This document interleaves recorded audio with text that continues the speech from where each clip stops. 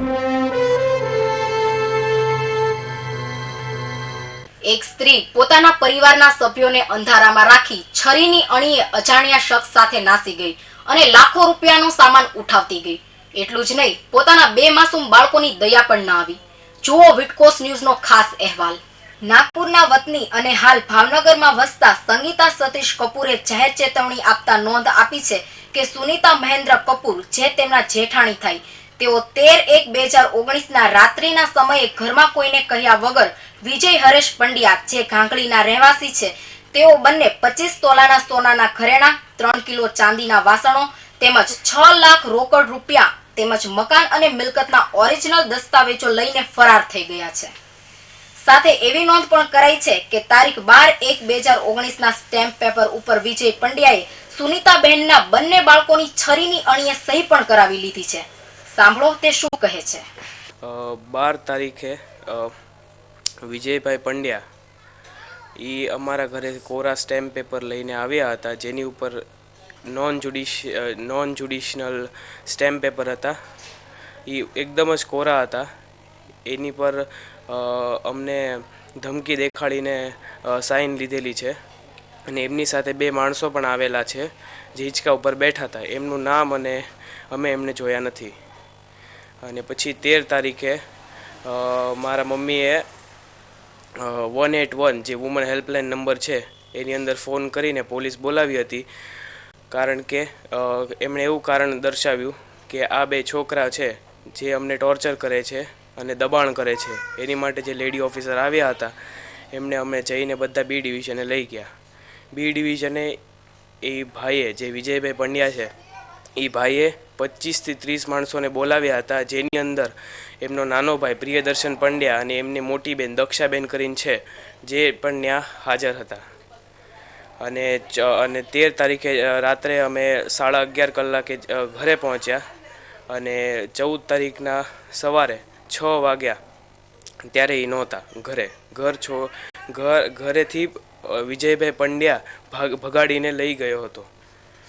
અને એ આ ઘટના 12 થી સવારે 14 તારીખના સવારે 12 થી 6 ની વચ્ચે બનેલી છે, જે એ ભગાડીને લઈ ગયા છે મારા મમ્મીને. કેના વતની છે?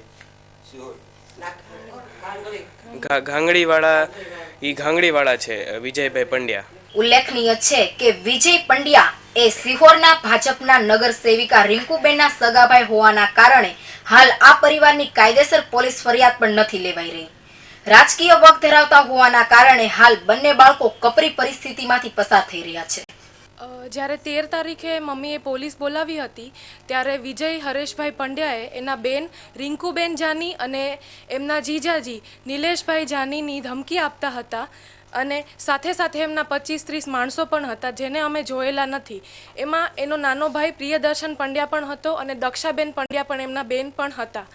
14 તારીખે સવારે જ્યારે મમ્મી નહોતા ઘરમાં ત્યારે અમે જોયું કે રોકડ રૂપિયા 6 લાખ રૂપિયા, 25 કિલો સોના, 3 કિલો ચાંદી અને સાઇન કરેલા અમારા સ્ટેમ્પ પેપર પણ હતા નહીં. અને સાથે સાથે આ વિજયભાઈ પંડ્યા જે છે એ એના બેન રિંકુબેન જાની, જે શિહોરના કોર્પોરેટર છે, એની જ ધમકી અમને આપતા હતા અને એના જીજાજીની ધમકી પણ એ આપતા હતા.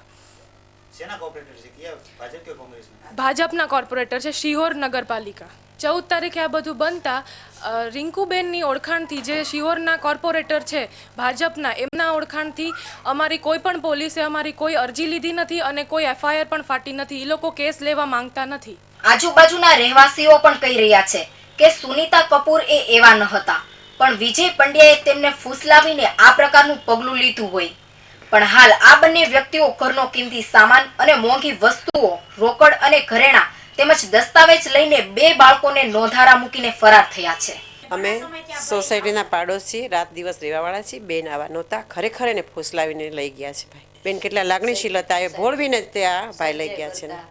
તો રાત દિવસ ઉઠવા બેસવાવાળા અમે સાથે રહેવાવાળા છીએ, પણ આ બેન આવા હતા જ નહીં. અને કેમ અચાનક જ થઈ ગયું કાંઈ ખબર જ ન પડી અમને પણ, બાજુમાં રહેવા છતાં.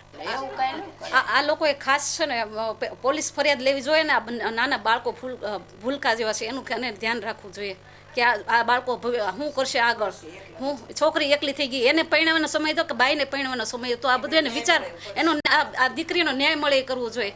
દીકરો તો કાલ સવાર મોટો થઈ જાય, દીકરીનું જોવું જોઈએ ને.